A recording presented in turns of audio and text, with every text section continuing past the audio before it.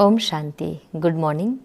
14 अगस्त 2023 की मुरली। मीठे प्यारे बाबा हम बच्चों से कह रहे, मीठे बच्चे, कर्म अकर्म विकर्म की गति को ध्यान में रखते हुए इन कर्मेंद्रियों से कोई भी पाप कर्म नहीं करना।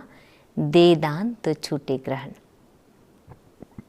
कर्म, जो हम कोई भी कर्म करते हैं, तन से, मन से, धन से, शब्दों से, इंद्रियों से, पांचों इंद्रियों से। अकर्म वो होता है जैसे हम सतयुग में जो भी कर्म करेंगे, न वो पुण्य होगा न वो पाप होगा, तो अकर्म होगा। विकर्म, हम कोई काम करते हैं जो गलत होता है, चाहे वो तन से हो, मन से हो, धन से हो, विचारों से हो, किसी भी प्रकार का अगर हम जो काम कर रहे हैं, हमारा हो सकता है इंटेंशन गलत हो, तो ये विकर्म है। कई बार जाने अनजाने भी होता है और कई बार नहीं जानते हैं फिर भी हो जाता है। तो इन बातों को बाबा करें को विकर्मों की गति को ध्यान में रखते हुए इन कर्मेंद्रियों से कोई भी पाप कर्म नहीं करना है। इस शरीर की जितनी भी इंद्रियां हैं, इससे हमें कोई भी पाप कर्म नहीं करना है, क्योंकि मैं आत्मा टेंशन रखूंगी तभी शरीर का सही यूज कर पाऊंगी। तो दे दान तो छूटे ग्रहण। तन मन धन से, सब चीज से हमें मन और बुद्धि से पूरा पूरा त्याग कर देना है। बाबा का प्रश्न है, किस बात में ब्रह्मा बाप को फॉलो करने वाले बच्चे भविष्य में तख्त नशीन बनते हैं? उत्तर दे रहे हैं बाबा, जैसे ब्रह्मा बाप देह सहित पूरा बलि चढ़े, अपना सब कुछ ईश्वर अर्थ बच्चों की सेवा में लगा दिया। पहले बाबा जौहरी थे, दादा लेखराज नाम था उनका, है ना। और फिर उसके बाद उस समय पर 1936 में तो परमात्मा ब्रह्मा बाबा के तन पर, प्रजापिता ब्रह्मा के तन पर अवतरित हुए, दादा लेखराज के तन पर अवतरित हुए थे। उसके बाद परमात्मा ने उनका नाम प्रजापिता ब्रह्मा रखा गया, क्योंकि परमात्मा शिव ही ब्रह्मा के तन पर आकर ब्राह्मण रचते हैं। तो बाबा कह रहे हैं कि अपना सब कुछ ईश्वर अर्थ बच्चों की सेवा में लगा दिया। उस समय पर 1936 के टाइम पर 13 करोड़ रुपए मीठे प्यारे बाबा ब्रह्मा बाबा के पास था और उन्होंने पूरे यज्ञ की स्थापना के लिए सब कुछ लगा दिया। तो डायरेक्ट इंश्योर किया, एक झटके में उनको निश्चय था, नशा था। इसने विश्व की राजाई मिली और यही सतयुग में सबसे पहला प्रिंस श्री कृष्ण बनेंगे, स्वयंवर के बाद श्री नारायण बनेंगे। ऐसे ही फॉलो फादर, ऐसे ही ट्रस्टी होकर चलना है। सपूत बनने का सर्टिफिकेट लेना है। मीठे प्यारे बाबा ब्रह्मा बाबा सपूत बच्चा बनने का सर्टिफिकेट लेते, ऐसे हमें भी लेना है। सगे बन तन मन धन से सेवा करनी। जो सगा बच्चा होगा वो तन से, मन से, धन से सेवा करेगा, बाप का पूरा मददगार बनेगा। तन से, मन से, धन से सब कुछ इंश्योर कर 21 जन्मों की रजाई का हकदार बन सकते हो। अभी हमें क्या करना है? इंश्योर करना है। कितने जन्मों के लिए? 21 जन्मों के लिए। तो जो कुछ भी कर रहे हैं हम, चाहे तन से, मन से, धन से, हमें 21 जन्मों की राजाएं मिलेंगी। आज गीत है, बचपन के दिन भुला ना देना, आज हंसे कल रुला ना देना। अच्छा, बाबा हम बच्चों को विश कर रहे हैं, मीठे मीठे शिकिल दे बच्चों प्रति माता पिता बाप दादा का याद प्यार और गुड मॉर्निंग। रूहानी बाप की रूहानी बच्चों को नमस्ते। हम रूहानी बच्चों की रूहानी बाप दादाजी को याद प्यार, गुड मॉर्निंग और नमस्ते नमस्ते नमस्ते। शुक्रिया बाबा, शुक्रिया। आज हम बच्चों को धारण करना है। फर्स्ट पॉइंट है, ईश्वरीय जन्म ले कोई भी अकर्तव्य नहीं करना है। ईश्वर जन्म हमें, ईश्वर ने हमें, परमात्मा ने अडॉप्ट किया, तो ईश्वरीय जन्म लेकर कोई भी अकर्तव्य नहीं करना है, क्योंकि हमें परमात्मा हमारे साथ होते हैं, उनका ज्ञान हमारे साथ है, उनकी शक्ति हमारे साथ है, उनका परिवार हमारे साथ है।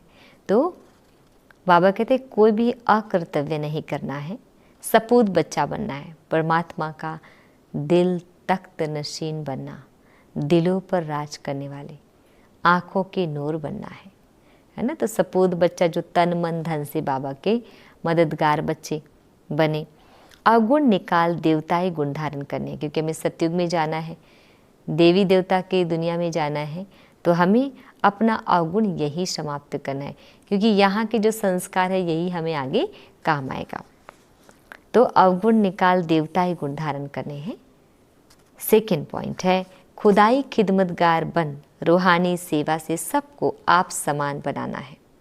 खुदाई खिदमतगार, खुदा के खिदमतगार बनकर रूहानी सेवा से सबको आप समान बनाना है। हर एक आत्माओं की सेवा करनी है और अपने समान बनाना है। 3 पैर पृथ्वी लेकर रूहानी हॉस्पिटल व कॉलेज खोल देना है। अगर जो अपना समय नहीं दे सकते, परमात्मा के पास बिजी रहते हैं, तो अगर आपके पास धन है तो धन लगा दे, है ना। किसी के पास जैसे प्लॉट होती है तो वो भी ज़मीन दे देते हैं। इससे क्या होता है कि वो नहीं कर रहे हैं, लेकिन और अनेक आत्माएं जिनके पास समय है लेकिन धन नहीं है और वो सेवा भी करना चाहते हैं, तो वो वहाँ पर यूज़ करेंगे, तो इसके बदले में उनको एवजा तो मिलेगा ना। तो बाबा कहते हैं तन मन धन से पूरा मददगार बनना है। हमें तन से, मन से, धन से पूरा पूरा मददगार बनना है। बाबा हम बच्चों को वरदान दे रहे हैं, कर्म योगी बन, हर कार्य को कुशलता और सफलता पूर्वक करने वाले चिंता मुक्त भाव। कर्म योगी भावना, हर कर्म करते हुए योग हमारा जोड़ किससे हो? परमात्मा से हो। हमारा मन हमेशा बुद्धि, मन और बुद्धि परमात्मा में जुड़ा रहे। हर कार्य को कुशलता से, जब भगवान को याद करके कोई कार्य करते हैं तो कुशलता, खुशी तो होती ही है और सफलता भी मिलती है। तो और इससे हम फिर चिंता मुक्त भी बन जाते हैं। तो बाबा डिटेल दे रहे हैं, कई बच्चों को कमाने की, परिवार को पालने की चिंता रहती है, लेकिन चिंता वाला कभी कमाई में सफल नहीं हो सकता। बहुत बड़ी बात है, क्योंकि आज हर एक व्यक्ति को टेंशन है, परेशानी है, चिंता है, छोटी छोटी बातों को लेकर चिंतित हो जाते हैं। तो बाबा यही कह रहे हैं कि कई बच्चों को कमाने की, परिवार को पालने की चिंता रहती है। तो कमा भी कैसे रहे हैं? चिंता कर करके कमा रहे हैं, लेकिन चिंता वाला कभी कमाई में सफल नहीं हो सकता। बाबा कहते हैं चिंता नहीं करना, क्योंकि चिंता करने से तो आधे हम अपनी एनर्जी ख़त्म कर देते हैं, हमारा माइंड डिस्ट्रैक्ट हो जाता है।